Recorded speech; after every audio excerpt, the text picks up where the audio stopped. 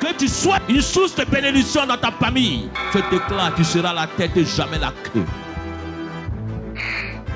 Par la puissance du Saint-Esprit, je détruis tout mariage spirituel dans votre famille dans le nom de Jésus. Que le nom de Dieu soit béni. Et que c'est important, amen, d'honorer ses parents. C'est important. Et je prie que Dieu ramène le cœur des enfants vers leurs parents. Que ceux qui sont loin de leurs parents, que Dieu ramène le cœur. Amen. Et une pensée aussi, ceux qui ont perdu leurs parents, que Dieu vous fortifie. Amen. Alléluia. C'est important. Amen. C'est important. Donc, le nom du Seigneur est vraiment béni. Et je bénis le nom du Seigneur pour sa vie encore. Amen. C'est elle qui a pris soin de nous. Et donc, moi, j'ai perdu mon père à 8 ans. Et donc, j'ai été élevé pratiquement par ma mère. Amen. Donc, c'est pour cela que à un moment donné de notre vie, je me demandais, j'ai dit, ah Seigneur, comment je vais faire? Parce que tu ne peux pas discuter des choses d'homme avec ta maman. Alléluia. Donc, c'était compliqué pour dire dans le côté mariage, mais Dieu m'a formé par sa grâce. Alléluia. Dieu m'a formé. Et lorsqu'un homme grandit avec sa mère, c'est-à-dire qu'il a beaucoup d'un côté. Vous savez que le père, il a un côté radical. Amen. Donc, il y avait un moment de notre vie, on sent qu'il y a quelque chose qui te manque d'un côté radical. Alléluia. Donc, c'est pour ça que ça fait l'équilibre des deux. Et je prie et je déclare que Dieu permette aux parents d'éduquer bien les enfants. Et que des enfants aussi écoutent leurs parents. Dans le nom de Jésus, dans le nom de Jésus.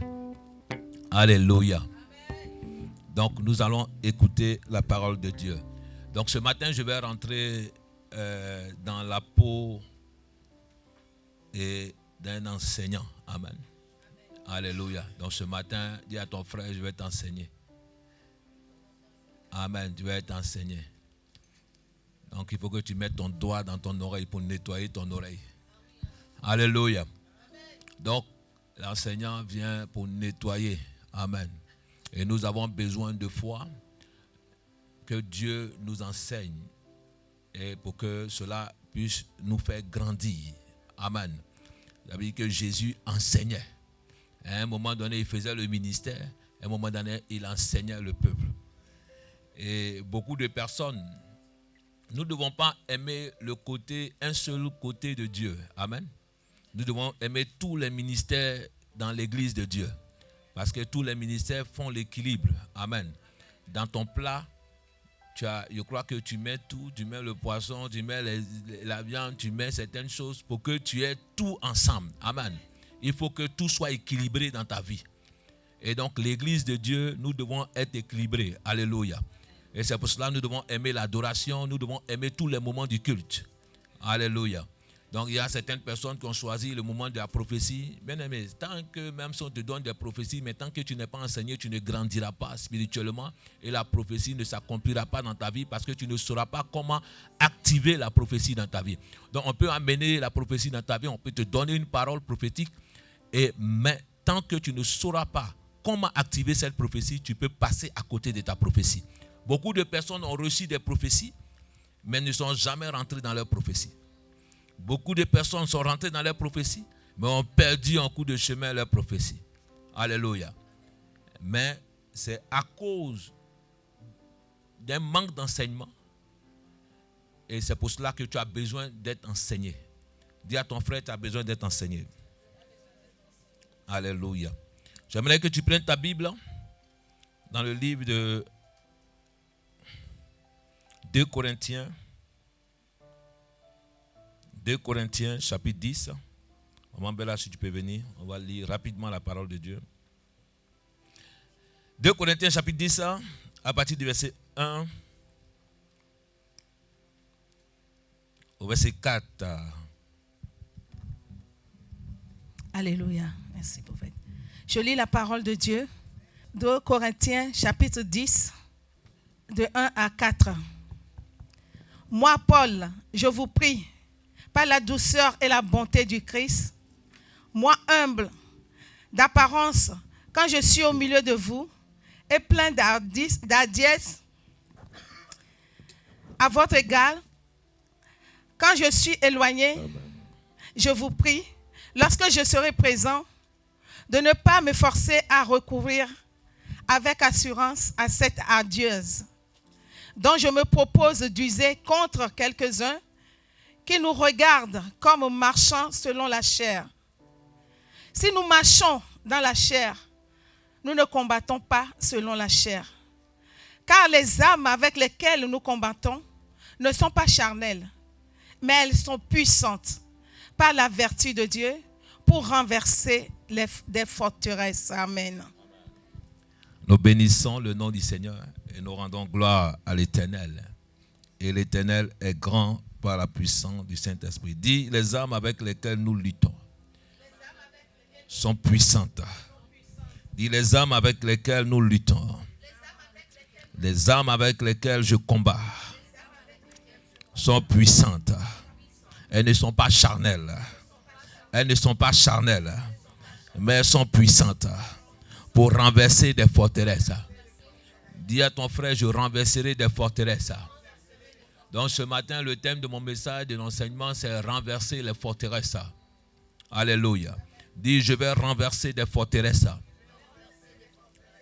Mais les armes avec lesquelles nous luttons ne sont pas charnelles. Amen. Donc nous ne pouvons pas renverser des forteresses de manière charnelle. Il dit, même si nous marchons par la chair, nous ne combattons pas par la chair. Alléluia. Donc lorsque tu es devenu enfant de Dieu, tu dois marcher maintenant par l'esprit. Tu dois vivre par l'esprit. Tu dois faire toutes choses par l'esprit. Alléluia. Tu ne fais plus les choses de manière charnelle. Tu ne laisses plus ta chair te conduire. Il y a des gens, comme il disait tout à l'heure dans son témoignage, c'est-à-dire que quand tu dis quelque chose net, tu t'énerves un coup en même temps. Tu vas aller combattre en même temps dans la chair. Alléluia. Deux fois, nos réactions sont normales parce que nous sommes des humains. Mais à un moment donné, le Saint-Esprit te dit, aie la maîtrise de soi. Commence, et le Saint-Esprit commence à te dire, non, tu es un chrétien. Tu es une fille de Dieu. Tu es un enfant de Dieu. Tu ne peux pas te comporter de la sorte. Alléluia. La Bible dit que des hommes qui n'ont pas de raisonnement sont des hommes qui sont comme des animaux. Parce que l'animal ne raisonne pas. Mais nous, en tant que des chrétiens, des enfants de Dieu, nous avons un raisonnement et nous avons un raisonnement spirituel. Amen. Nous devons avoir des raisonnements quoi? Spirituels. Et Paul défendait son ministère. Et Paul était quelqu'un qui a été appelé après les disciples. Mais il est celui qui a vécu une vie victorieuse, une vie puissante. Et toi, en tant qu'enfant de Dieu, cela ne dépend pas de quand tu es appelé. Mais cela dépend du moment lorsque tu es appelé, de ce que tu fais de ton appel. Donc cela ne dépend pas de combien d'années tu as fait dans l'église. Non, moi je viens, ce n'est pas le fait que toi tu viens d'être baptisé ou tu es baptisé depuis 10 ans que le Seigneur t'utilise. Ce n'est pas une question d'âge. Dis à ton frère, ce n'est pas une question d'âge. Ce n'est pas une question d'années dans l'église. Alléluia. Parce que beaucoup de personnes font ces erreurs-là dans le ministère de Dieu. Ils croient que ce n'est pas ordre d'arriver. Ce n'est pas par ordre d'arriver.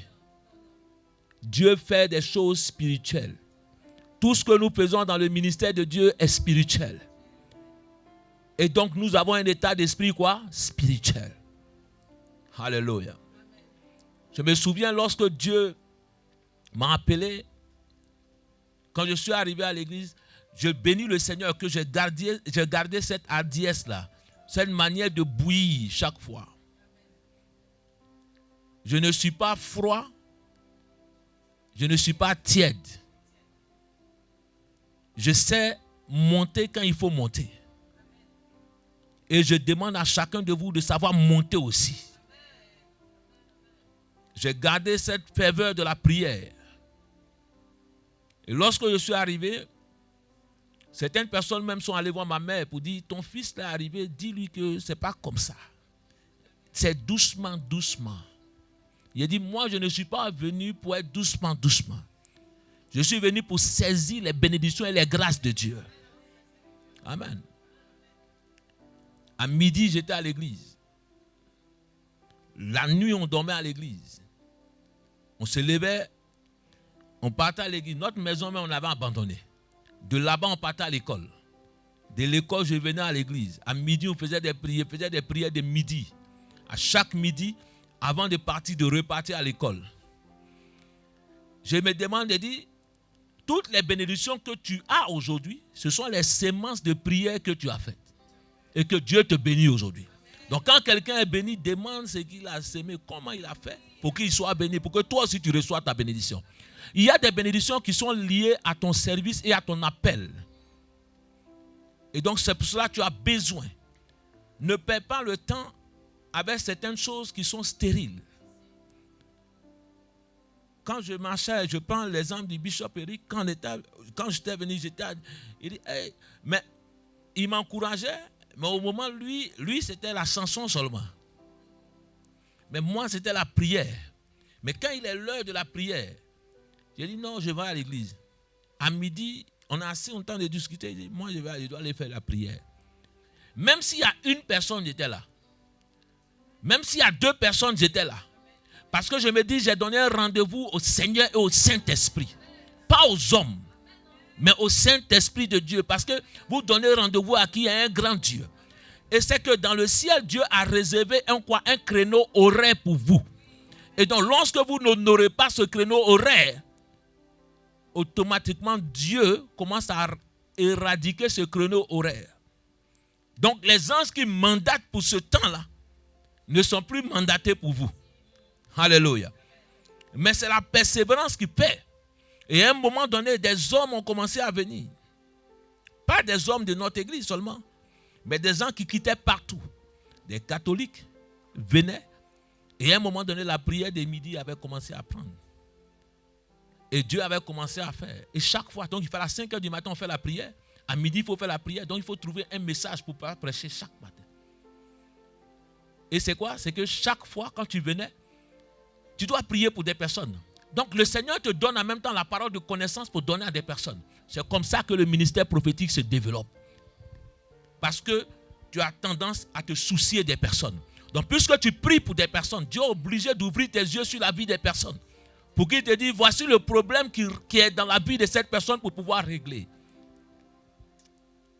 Donc soucie-toi. C'est pour cela que ceux qui intercèdent sont des personnes qui sont remplies de force et de puissance.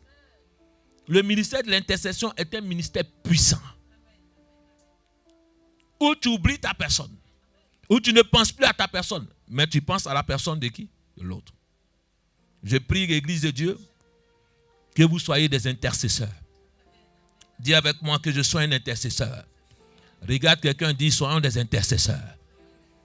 Alléluia. Donc voici nos prières qu'on faisait. Seigneur, bénis l'église. Bénis l'église. Et je voyais ces chrétiens qui étaient heureux. Même si on a un habit, on a un seul vêtement, on est heureux. Aujourd'hui, beaucoup de personnes, je ne sais pas pourquoi j'en parle, mais des raisonnements. Je parle des forteresses. Et des forteresses, ce sont des places fortes. Ce sont des raisonnements erronés dans notre vie. Et que le diable utilise pour influencer nos vies. Et pour détruire nos pensées, pour détruire notre vie chrétienne. Il dit, si nous vivons, nous ne marchons pas dans la chair. Donc les œuvres de la chair sont contraires à celles de l'esprit. Nous faisons des choses par l'esprit. Je viens à l'église, j'aime Dieu. Alléluia. Je n'ai pas d'habit, j'aime Dieu. Je n'ai pas de vêtements, j'aime Dieu. Amen. Au ciel, tu n'iras pas avec la marque. Au ciel, il n'y a pas de passeport français ni passeport américain. Aujourd'hui, ils sont en train de mettre passe sanitaire. Mais au ciel, il y a un passe. Et il faut que tu aies le nom de Jésus sur toi. Il faut que tu aies le nom de Jésus sur toi. Donc imagine que là-bas tu es interdit. Donc arrêtons de chercher des choses de ce monde et appliquons-nous à servir le Seigneur. Appliquons-nous à chercher Dieu. Appliquons notre force à vivre dans la gloire du Seigneur. Je rends mon témoignage pour que toi aussi tu puisses comprendre.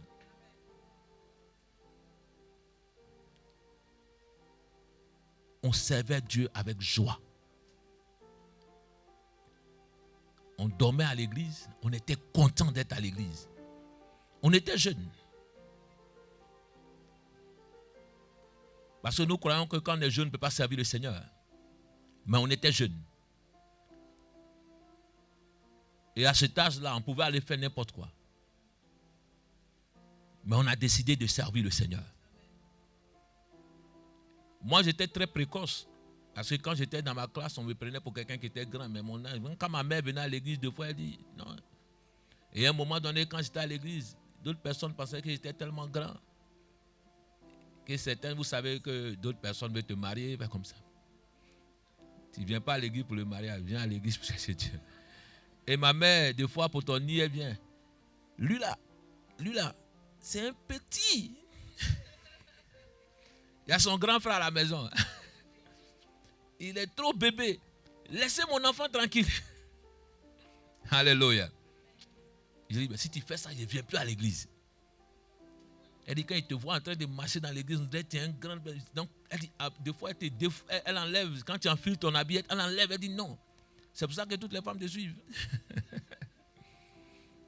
Mais, c'était une mère qui cherchait à protéger son enfant. Mais on savait ce qu'on voulait. On cherchait Dieu. On voulait avoir Dieu. Je parle aux nouveaux convertis, aux nouveaux baptisés, tout ça. Appliquez-vous à chercher Dieu. Appliquez-vous à vivre avec Dieu. Il y a une bénédiction dedans et il y a une grâce dedans. Alléluia. Dis avec moi, je renverserai les forteresses. Je renverserai les forteresses.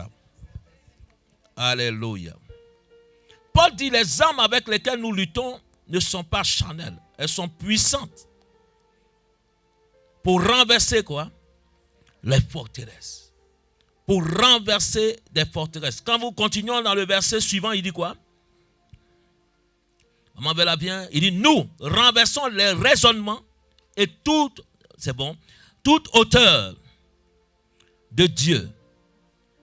Et nous amenons quoi? Toute pensée captive à l'obéissance de Christ. Alléluia. Nous amenons toute pensée captive à l'obéissance de Christ. Alléluia. Donc lorsque Paul parle des forteresses,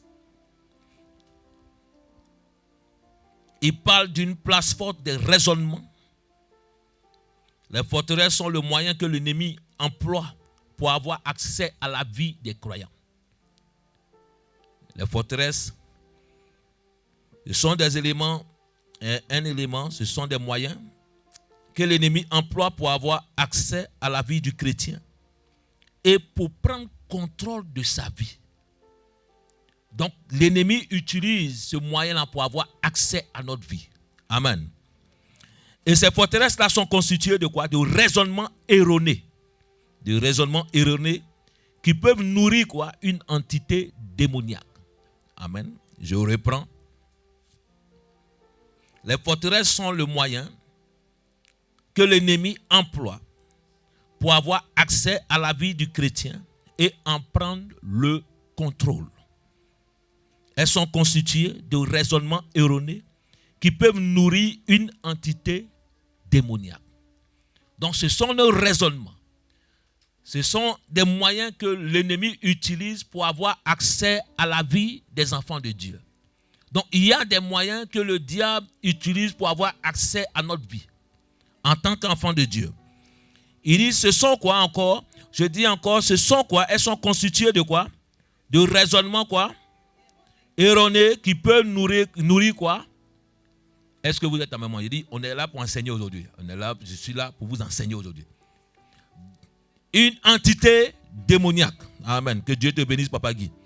Papa Guy, des fois, il est assis, il n'écrit pas, mais Quand il demande, en même temps, il ne sait pas. Il y a un moteur dans la tête, il y a en même temps.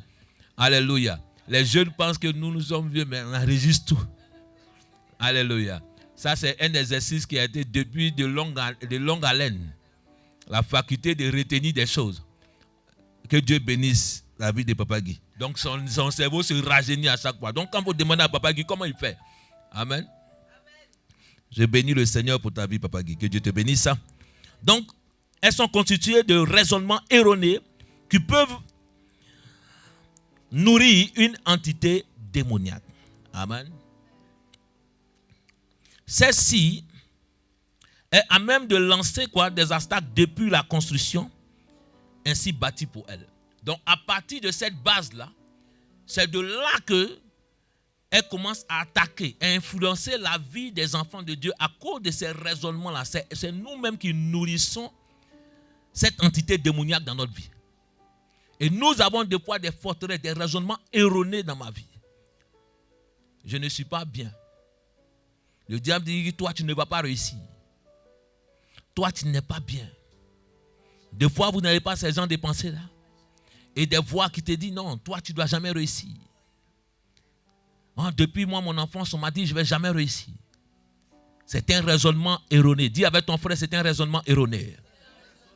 C'est une forteresse que tu es en train d'établir. Et cela se nourrit. Et ça peut être une habitude, ça peut être une dépendance pour les enfants de Dieu. Alléluia. Ça peut être une habitude, une dépendance. Donc nous pouvons en effet mettre entre les mains de l'ennemi notre vie.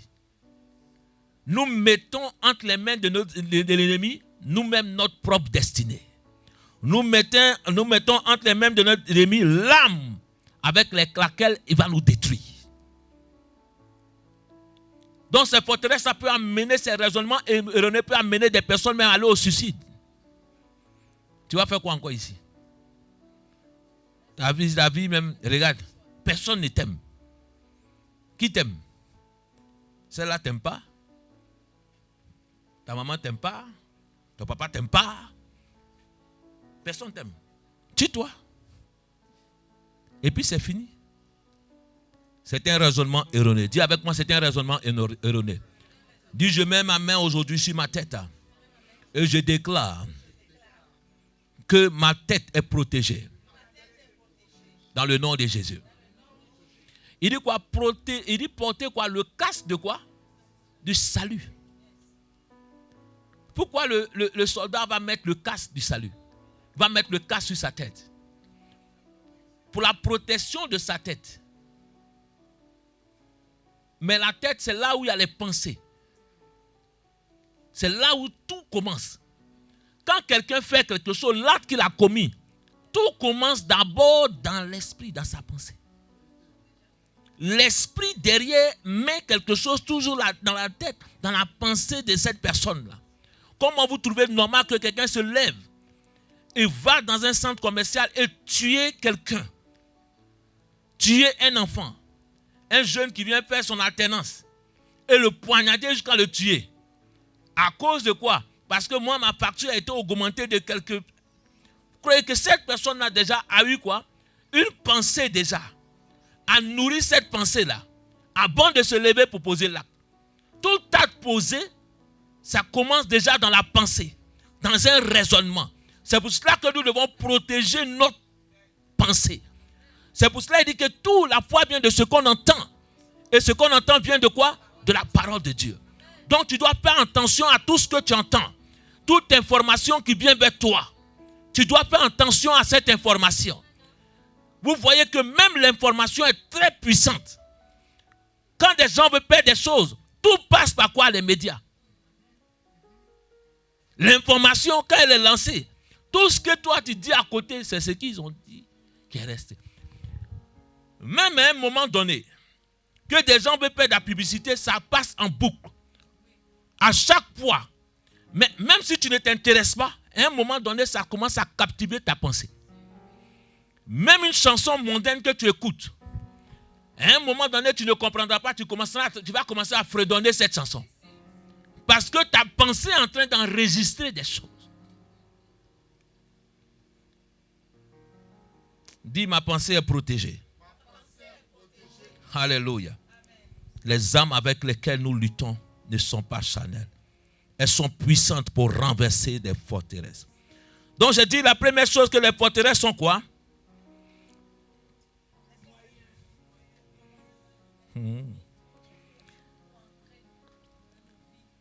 D'accord. Les forteresses sont le moyen que l'ennemi emploie pour avoir accès à nos vies.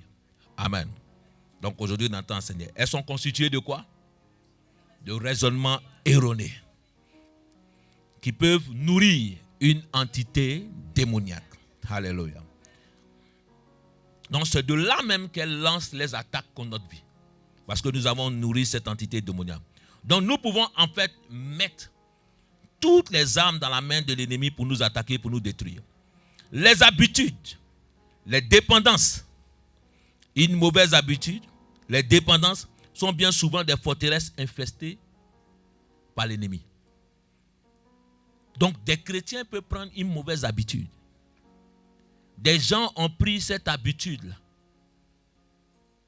Et des gens sont des fois dépendants de certaines choses. Croyez que quelqu'un est dépendant de l'alcool, c'est un jour il est devenu alcoolique? Il est devenu dépendant. Alléluia. Mais au début, il a commencé par quoi? Un verre. Après, il a pris 2. Après, il a pris 3. Alléluia. Des gens sont dépendants de la cigarette. Moi, je fumais au moins 10 paquets par jour. Mais quand on a commencé, non.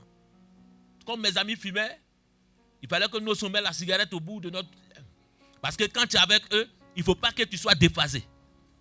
Il faut que toi, tu sois dans le même mouvement qu'eux.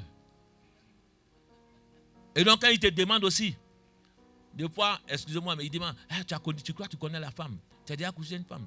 Il dit, oui. Alléluia. Mais parce que tu te trouves en déphasage avec eux. Et donc, les gars te demandent l'explication. Et puis toi, tu ne sais pas comment expliquer. Ils vont se moquer de toi peut-être. Ils vont commencer à rire. Mais lui, toi, tu ne connais pas la cigarette. Et deux fois, vous croyez que des personnes se lèvent à organiser des soirées simplement pour aller fumer. On est là, on ne fait rien. Deux fois, on faisait des veillées simplement. On est avec les amis. Des veillées simplement. On entend des fumer. Et puis des bavarder pour rien. On ne dort pas jusqu'au matin. Et le matin, quand on se lève, quand on finit, au lieu de rentrer à la maison, je suis avec eux. Comme si je suis hypnotisé. Je ne peux pas rentrer chez moi. Je suis là. On dit, mais ton ami ne rentre pas à la maison. Je me lave comme si je n'ai pas de maison. Mais pourtant, j'avais un lit. Mais quand je me lève le matin, je suis avec eux. On se sort. On va aller chercher à manger. On va voler un peu des femmes qui sont sur la route là. On abaisse de poids 100 francs. Mais avec 100 francs, 500, mais 100 francs, on peut manger comme si on avait 2000, même 10 000. Parce que des fois, alléluia, la fille qui vendait souvent son, de l'eau ou les pains gagnés ou de l'eau glacée comme ça, le temps dit non, donne-moi de l'eau. Le moment où elle va se tourner pour aller faire la monnaie, on a déjà soulevé tout son truc en bas. On a déjà tout vidé. Et cet argent, on prend. Mais tout ça, c'était vraiment, on était ignorant dans certaines choses. Mais c'était des malédictions qu'on s'attirait sans comprendre. Et donc, on est avec nos amis et puis tu crois que tu es en train de faire une bonne chose. Non, parce qu'ils fument, je dois fumer. Mais tu es en train de détruire ta vie. Et des fois, certaines personnes sont en train de dire non, ce n'est pas écrit dans la Bible. La cigarette, ce n'est pas écrit dans la Bible. Mais tout élément qui nuit à l'organisme du corps, qui détruit la santé, que le corps que Dieu t'a donné, il dit, prends soin de ça. Donc, si tu es en train de nuire à ton corps, tu es en train de pécher en quelque sorte contre ton corps, comme celui qui t'a mis. Il dit, au dernier temps, des hommes inventeront d'autres péchés qui ne sont pas même écrits dans la Bible. Non, est-ce que c'est écrit dans la Bible? C'est un péché. Ce qui amène à destruction. Il dit, tout ce qui est dans nos règles de la Bible d'or, nous n'avons pas le droit. Quelqu'un un jour m'a dit, non, il faut que toi tu fasses. On avait une grosse affaire. Et c'était une vente d'alcool. Il dit, je ne peux pas le faire. Il dit, dans ton bénéfice, la pasteur, je prends. Il dit, il faut prendre. Parce que je ne peux pas donner à quelqu'un. Il dit, malheur à celui qui donne à boire pour voir la nudité de cette personne. Il dit que je suis en train de te donner à boire. Et pour que toi-même tu sois ivre. Et puis on est content. Quand on est ivre, on est content. Et aujourd'hui, là, hier, on a chauffé, on a bu. On était à l'aise. On a tellement bu. Et le lendemain, tu te lèves. En mathématiques, dit, quelle est la valeur ajoutée à ta personne? Aucune valeur ajoutée. Tu te lèves avec une gueule de bois. Tu es fatigué. Ça ne veut pas que l'alcool diminue le raisonnement des hommes. Ça commence à diminuer ton intelligence. Quelqu'un qui boit, même quand il conduit, on te dit tu n'as pas le droit à un certain taux. Alléluia. Il dit un peu de vin à table. Enlève la table alors.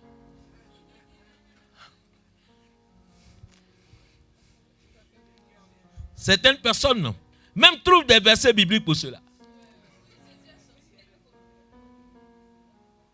Pour ton ulcère d'estomac, use un peu de vin, Timothée. Chrétiens, faisons attention à toutes choses. La Bible dit que les sacrificateurs étaient exempts d'alcool. Ceux qui allaient dans le temple, ceux qui devaient offrir le sacrifice au temple, ceux-là étaient exempts d'alcool.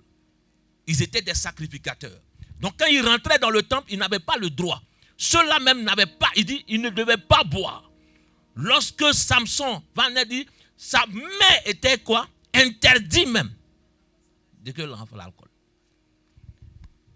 Donc le sacrificateur, l'apôtre Paul va dire quoi? Dieu appelle de nous quoi? Une race de sacrificateurs, un sacerdoce royal. Le voile s'est déchiré. Il n'y a plus quelqu'un pour aller offrir le sacrifice. Vous-même, vous êtes quoi? Des sacrificateurs maintenant. Mais si automatiquement vous devenez des sacrificateurs, c'est que automatiquement la loi qui est établie pour les sacrificateurs s'établit à vous. N'est-ce pas? C'est ce qu'on appelle la loi de la relativité. Elle s'établit à moi ou elle ne s'établit pas à moi. Maintenant, c'est à savoir si tu es sacrificateur ou pas. Est-ce que je suis sacrificateur ou pas? Tu es sacrificateur ou tu n'es pas sacrificateur? Non, moi, je suis chrétien seulement. Moi, si les bancs, je regarde seulement. Tu es sacrificateur aussi. Et donc, un sacrificateur est celui qui est toujours prêt. Mais nous ne savons ni l'heure, ni le jour où le Seigneur viendra. Mais je pense qu'au moment où le Seigneur viendra, tu seras deuxième verre. Alléluia. Il dit il ne préviendra pas. Donc quand il viendra, que ces forteresses soient brisées dans notre pensée dans le nom de Jésus. Donc ce sont des habitudes, des dépendances. S'il y a quelqu'un qui a une dépendance dans sa vie, je prie que Dieu te délivre de cette dépendance dans le nom de Jésus. Alléluia. Donc c'est une forteresse dans la vie de cette personne parce que c'est une place forte. Il n'arrive pas à se défaire. Et donc, c'est-à-dire qu'elle nourrit quoi? Des entités démoniaques. Donc, ce sont des démons qui font cela. Il dit, quand la chair est aux commandes de la vie du chrétien, une place est accordée à qui? À des démons dans l'esprit du croyant. Quand c'est la chair qui dirige la vie d'un chrétien, c'est une place qui est accordée aux démons dans la vie du chrétien. Donc, il y a des chrétiens qui ne sont pas possédés, mais qui sont infestés par le diable, par des démons qui les contrôlent dans certaines choses. Parce que des fois, vous voyez certains chrétiens faire des choses, vous vous demandez, mais est-ce qu'il est chrétien? C'est parce qu'il y a des esprits qui poussent cette personne-là à faire cela. Et je prie que Dieu nous délivre de cela. Donc, des fois, certaines personnes peuvent avoir une obsession et des péchés qui sont non confessés dans leur vie. Ce sont des forteresses aussi. Donc, s'il y a un péché qui est non confessé dans ta vie, que ce soir, ce matin, tu puisses le confesser toi-même entre toi et Dieu. Dis à ton frère, confesse ton péché. Donc, il y a des gens qui ont des péchés non confessés dans leur vie. Donc, vous avez compris ce que c'est une forteresse, au moins. On a relevé 12 principales forteresses. 12 principales forteresses. Donc, j'ai dit, les accès, les moyens que le diable utilise. Et ces esprits-là, donc nous allons les nommer. Amen. Il y a quoi? L'esprit d'infirmité. L'esprit d'infirmité. Ce qui affecte le croyant, affecte un croyant, ça peut affecter tout croyant. Dans le livre de Luc 13, au verset 11, Luc 13, verset 11, Maman Bella va lire rapidement. J'ai dit aujourd'hui on est venu pour enseigner, donc tu vas écrire, tu vas être enseigné.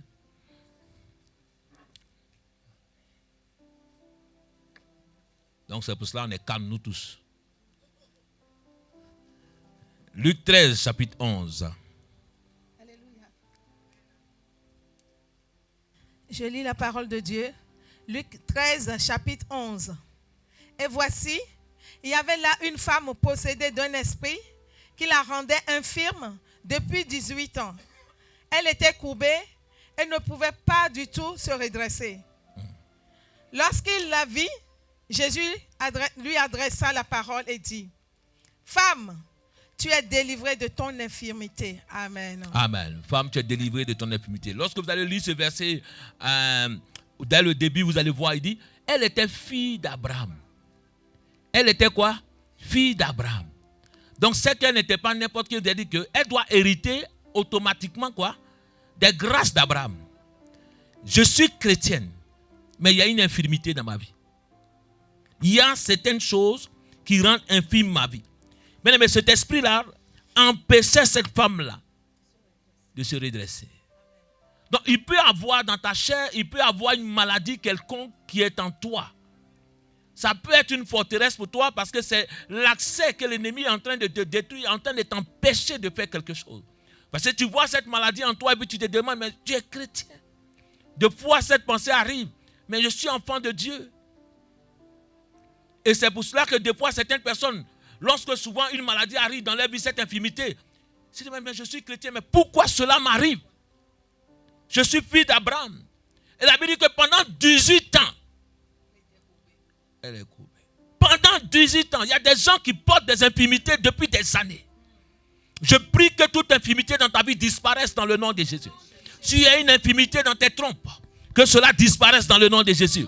S'il y a une infirmité dans tes organes, que cela disparaisse dans le nom de Jésus. Dis toute infirmité dans ma chair, dans mon sang, disparaît dans le nom de Jésus. Les infirmités, ce sont des maladies que l'ennemi met dans notre vie.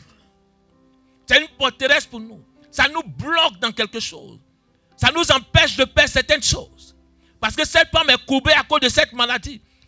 Et la Bible dit que le Seigneur la voit. Il dit redresse-toi. Ah, je prie que quelqu'un se redresse aujourd'hui. Que l'infirmité disparaisse dans ta vie dans le nom de Jésus. Dis avec moi, tout ce qui me courbe soit brisé dans le nom de Jésus. Amen. Des allergies de foi dans nos vies. C'est une forteresse. Toi, tu es chrétien. On dit, tu as trop d'allergies dans ta vie. Tu ne manges pas ceci. Tu ne manges pas cela. Tu ne manges pas cela. Tu ne manges pas ceci. Et puis, tu es là. Non. Au pays, souvent on dit non. Comment ils appellent ça? Mon totem. Toi, tu as totem. J'ai mon totem. Chez nous, dans notre ethnie, chez nous, on ne devait pas, ma mère, non, toi, tu ne dois pas manger, on dit les bananes, les petites bananes là. Quand vous mangez, vous avez les plaies. Je dis, hey, je suis chrétien, je mange. Alléluia. Je dis, au nom de Jésus, à partir d'aujourd'hui, il n'y a plus de totem dans ma vie. Je détruis toute allergie de ma vie dans le nom de Jésus. Par la puissance du Saint-Esprit. Non, quand je mange cela, tout devient chose. Ma soeur, je prie et je parle en langue. La Bible dit que les âmes avec lesquelles nous luttons ne sont pas charnelles, mais sont puissantes pour renverser les forteresses. Il dit pourquoi? Pour renverser. Donc si cela est redressé dans ma vie, je renverse cela. Je déclare qu'à partir d'aujourd'hui, aucune allergie dans ma vie, dans le nom de Jésus. Il n'y a plus d'allergie dans ma vie. Non, quand il y a le pollen, moi je suis comme ça. Donc toi, il y a une date où toi tu as ta maladie qui arrive. Je renverse cela dans le nom de Jésus. Ce sont des accès que des démons utilisent pour courber des enfants, pour donner une impunité aux enfants. Les armes avec lesquelles nous luttons, mais elles sont puissantes pour renverser des forteresses. Est-ce que nous pouvons dire ça ensemble? Je vais entendre là.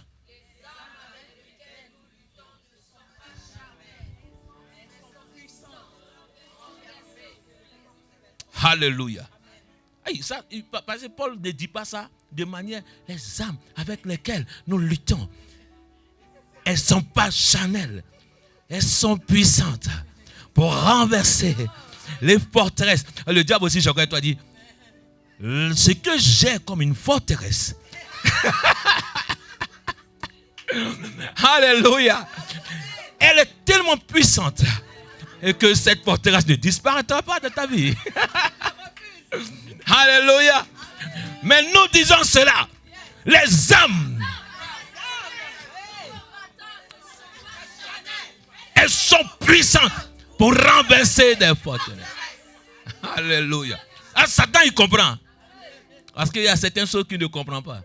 On avait une femme là. Oh, Satan, laisse-moi un peu là. Qu'est-ce que tu fais? Laisse-moi tranquille là. Alléluia. Il y a un moment dans la Bible dit que Dieu, il donne, il dit Jésus ordonna. Il ordonna, il dit cette femme, redresse-toi. Alléluia. Redresse-toi. Quelle infimité qu'il y a dans ta vie?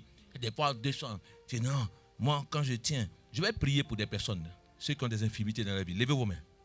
Qui savent qu'ils ont des choses dans leur vie. Alléluia. Quand quelque chose, non, moi quand je fais ceci, la soeur me disait quelque chose. Et j'avais mal au cœur. Je dis, mais non, quand je tiens un stylo, et chaque fois, non, c'est pas possible. Tu es chrétien, tu es enfant de Dieu. Les armes avec lesquelles nous luttons sont puissantes pour renverser des forteresses. Cette forteresse ne peut pas rester dans ta vie. Cette forteresse ne peut pas rester. Vous voulez que je change de micro? Cette forteresse ne peut pas rester dans ma vie. Alléluia. Les forteresses veulent qu'on change de micro. Alléluia. Faites, balance tes mains si tu es enseigné. Amen. Est-ce que tu es enseigné ce soir? Amen. Est-ce que tu es enseigné? Balance tes mains. Alléluia. Oui, la parole de Dieu se déclare avec autorité. Elle se déclare avec autorité. Parce que sa parole est quoi? Autorité. Il dit, vous n'avez pas reçu un esprit de timidité, mais un esprit d'audace. Alléluia. Donc les armes avec lesquelles nous luttons. Il faut que tu retiennes ce verset-là, ce passage. C'est Romains combien? 2 Corinthiens combien? Verset 4. Donc ça doit rester dans ta tête. Dis 2 Corinthiens 10, verset 4. Les armes avec lesquelles nous luttons ne sont pas charnelles, mais sont puissantes pour renverser les forteresses. Alléluia. Donc tu dois dire ça. Donc s'il y a une forteresse, il y a une infirmité, il y a une allergie dans ta vie, il dit, hey, les armes avec lesquelles nous luttons ne sont pas charnelles. Je refuse de me plier à la chair. Je refuse que la chair domine dans ma vie. Qui veut refuser cela aujourd'hui? Qui sait que cette infirmité va être brisée dans sa vie? Cette femme est courbée. Donc ça peut être des allergies. Ça peut être dans ton organisme. Ça peut être des choses. La deuxième chose, c'est l'esprit de timidité. Dis avec moi l'esprit de timidité. Une entité qui est nourrie par une forteresse, qui est placée, c'est l'esprit de timidité. Dans 2 Timothée, verset 1 à 7. 2 Timothée 1. 1, verset 7. 2 Timothée 1, verset 1 à 7. Non, verset 7. Le verset 7 seulement. Ok, 2 Timothée 1, 7. Alléluia. Je lis la parole de Dieu. 2 Timothée 1, verset 7. Car ce n'est pas un esprit de timidité que Dieu nous a donné, mais un esprit de force, d'amour et de sagesse. Alléluia. Amen. Mais cet esprit-là apporte l'angoisse, cette forteresse. Ça apporte l'angoisse dans la vie des personnes. Et tu as la peur. Tu es en train d'avoir peur. et tu nourris cela. Cet esprit est en train d'être nourri dans ta vie. Ce sentiment d'infériorité. Il y a des gens qui pensent qu'ils sont trop inférieurs. Je ne suis pas capable. Non, moi ce n'est pas ma place. Donc cet esprit-là te met dans ton esprit. Donc il y a des gens, des personnes comme ça. C'est-à-dire qu'elles sont là tout le temps, elles se rabaissent elles-mêmes. Dis à partir d'aujourd'hui, je repousse cela dans ma vie dans le nom de Jésus. Je n'ai pas reçu un esprit de timidité. Il dit, ce n'est pas un esprit de timidité que Dieu vous a donné. Donc lorsque tu as été baptisé, lorsque tu as accepté le Seigneur, l'esprit que tu as reçu n'est pas un esprit de timidité. Ce n'est pas un esprit d'infériorité. Le diable n'est pas supérieur à toi. Des anges ne sont pas supérieurs à toi. Le monde n'est pas supérieur à toi. La Bible dit, je ferai de toi la tête. Tu ne seras pas la queue. Donc moi, je ne serai pas la queue. Je serai toujours la tête. Je ne serai pas derrière dans le nom de Jésus. Car j'ai reçu un esprit de force. Un esprit qui dit que je réussirai dans le nom de Jésus. Dis, je déclare cela dans le nom de Jésus. Alléluia. Amen. Donc ça donne l'impression d'être inadapté pour quelque chose. Toi, tu crois que toi, tu n'es pas capable. Il dit, Jérémie dit non. Je suis un enfant, je ne sais pas parler. C'est-à-dire que lui, il regarde, il est vieux. Mais il dit, il est l'enfant. Parce que dans sa pensée, ces choses-là sont trop pour lui. Alléluia. De poids, le poste que tu vas avoir est trop pour toi. Est-ce que tu as enseigné ce matin? Amen. Même si je ne termine pas aujourd'hui, le dimanche prochain, on va terminer. Amen. Alléluia. Amen. Je t'ai donné 2. L'esprit de timidité. Donc cela amène des personnes dans l'angoisse, dans le sentiment d'infériorité. L'impression d'être quoi? Inadapté. L'impression aussi d'être inférieur à des personnes. La tendance aussi, la tension, des craintes. On a peur des gens. Des fois, il y a certaines personnes qui n'aiment pas. Quand il y a du monde, ils ont perdu tout, le contrôle. Quand il y a quelqu'un, tu ne peux plus rien faire. C'est un esprit qui fait cela. Tu ne dois pas avoir peur des autres. Tu as appelé, cet esprit-là, de fois, amène des personnes à se retrancher sur eux-mêmes, à se mettre dans un coin, à se mettre en part. C'est-à-dire que dans une zone, ils sont là. Moi, j'avais mon frère, à un moment donné, bien aimé, il n'arrivait même pas à sortir de la maison pour acheter un stylo. Même de l'eau. Mais c'était un esprit qui faisait cela. Il était tout le temps dans la maison. Et cet esprit-là amène de fois tendance à critiquer aussi. Parce que des gens pensent que tout le monde est contre toi. Et lui, quand il est là, donc moi, comme avant, je n'étais pas encore chrétien, c'est à cause de lui-même que la chrétienté est venue dans nos familles. Et il voyait toujours le diable partout. Et moi, il m'envoyait 2 fois aller acheter des choses pour lui. Il aimait écouter des... Donc quand il dit, augmente le prix. Il dit, mon transport. Donc moi, ça m'arrangeait qu'il soit dans la maison. Alors que ce n'était pas une bonne chose. Donc quand je partais, j'ai dit non, quand j'ai acheté, il ne va pas partir demander si ça coûte ça. Parce qu'il ne connaît pas. Il ne sort pas. Il fallait que mon frère quitte en Europe ici une fois pour venir, pour dire tu vas sortir aujourd'hui. Jusqu'à ce que mon frère le tire. Pour dire non, fermez le portail. Mettez-le dehors.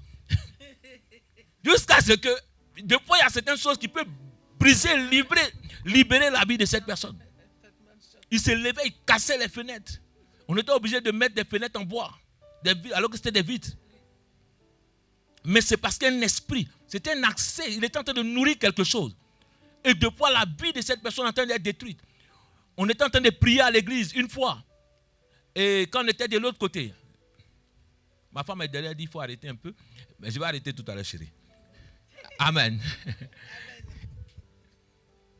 Donc, on était en train de prier. L'anniversaire de maman Bella, tout ça. On était en train de prier derrière. De prier. Et il y avait une femme qui venait à l'église. C'était une tante, une femme. Son mari est resté dans la maison. Un intellectuel qui travaillait. Un jour s'est levé, n'a plus voulu aller au travail. Il est resté dans la maison pendant 4 ans. Le gars était devenu comme une momie. Il n'a plus jamais voulu aller au travail. Il est comme ça. Et quand la femme est venue, j'ai dit, je vois ton mari. Il y a un esprit qui a enveloppé cet homme, mais il va venir à l'église. Elle dit, jamais il est sorti. Qu'il ne sort pas. Il dit, maman, Dieu va l'amener ici. Le dimanche prochain, il est venu, il était comme ça. Quand il est venu, il dit, quand je suis allé à la maison, je lui ai dit, le prophète dit, tu vas venir à l'église. Il dit, dimanche, je viens avec toi. Parce que les âmes avec lesquelles nous luttons ne sont pas charnelles. Elles sont puissantes pour renverser des forteresses. Parce que son esprit était captivé. Il avait peur. Le diable amène peur dans la vie de quelqu'un. Vous trouvez que normalement que cette personne ait peur du dehors? Qu'est-ce qu'il y a dehors? Nous avons dit ce qui est en nous est plus grand que celui qui est dans le monde. Dis ce qui est en moi est plus grand. Je refuse l'esprit de timidité. Par la puissance du Saint-Esprit, je brise tout esprit de timidité dans ma vie dans le nom de Jésus. Aucun esprit de peur ne prendra le contrôle de ma vie. Aucun esprit de peur ne prendra le contrôle dans ma vie. Je refuse cela par la puissance du Saint-Esprit. Dans la vie de mes enfants, je bannis l'esprit de peur. Dans ma famille, je bannis l'esprit de peur. L'esprit de timidité ne régnera pas dans ma famille. L'esprit d'infirmité ne régnera pas dans ma famille. S'il y a un organe qui est mort dans ma vie, aujourd'hui, je déclare que cet organe se ressuscite par la puissance du Saint-Esprit. S'il y a une infirmité quelconque dans ma vie, je déclare que cela disparaisse par la puissance du Saint-Esprit. Je déclare aujourd'hui que tout esprit... Reste debout comme ça. On va continuer. Amen. Troisième, pour qu'on finisse.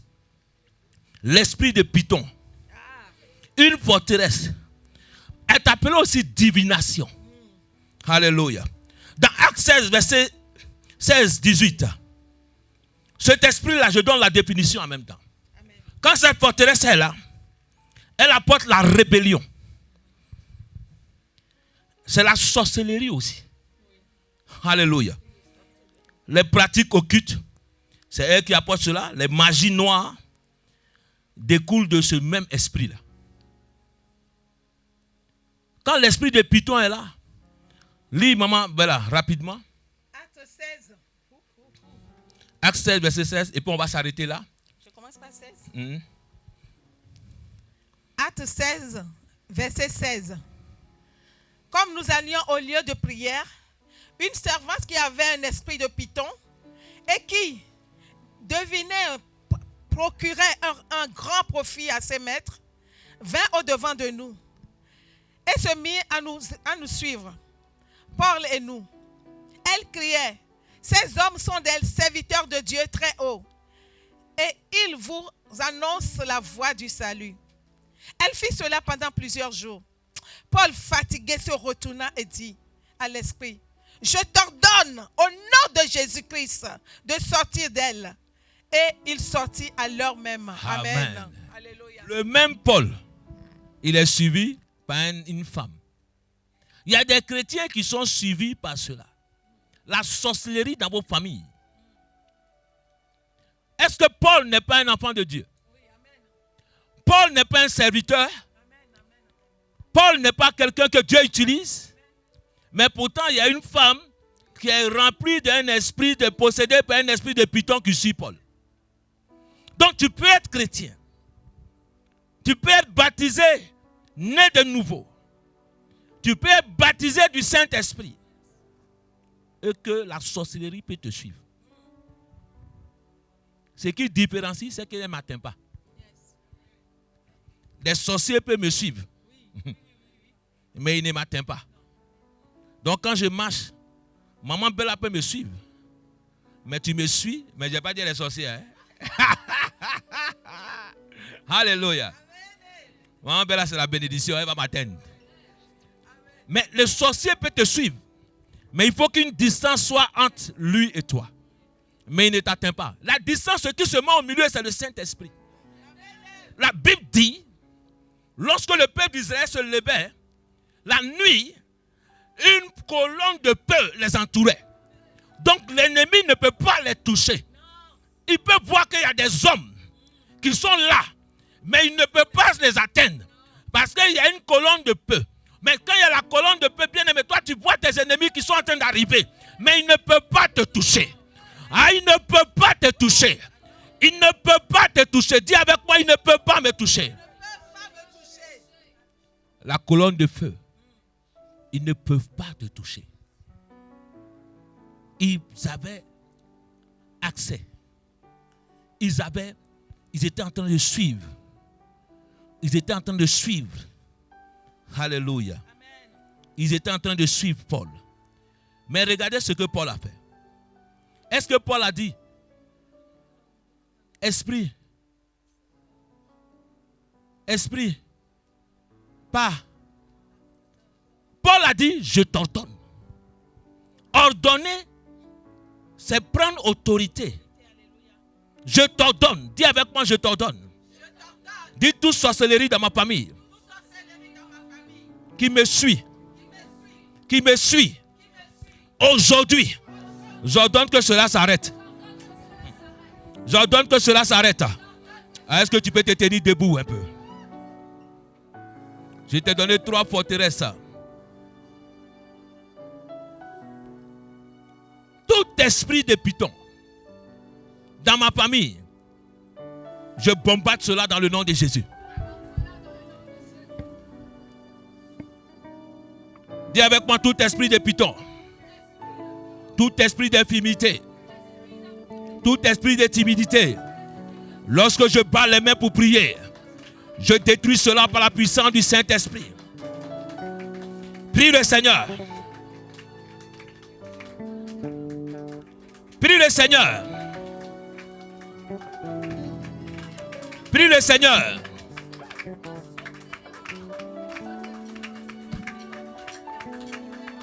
Shakataraba sebro torobo. Lianta seketerebo lianta. Mayanta bro shatalaba yetelebo zikiata. Lerianta zurianta le kiata brasata. Oh. Prie. Détruis ces esprits-là dans ta vie. Nous avons une âme qui est puissante.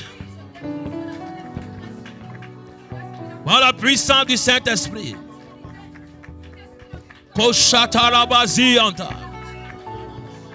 Nebranta zorobo sekerebo. Liontarate kabashata. Mariante zorianta brosata. Éternel, nous renversons cela.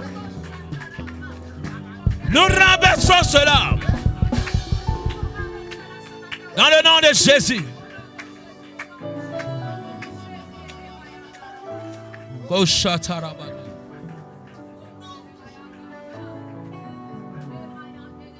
Si tu sais que tu as une forteresse d'infimité dans ta vie, avance-toi.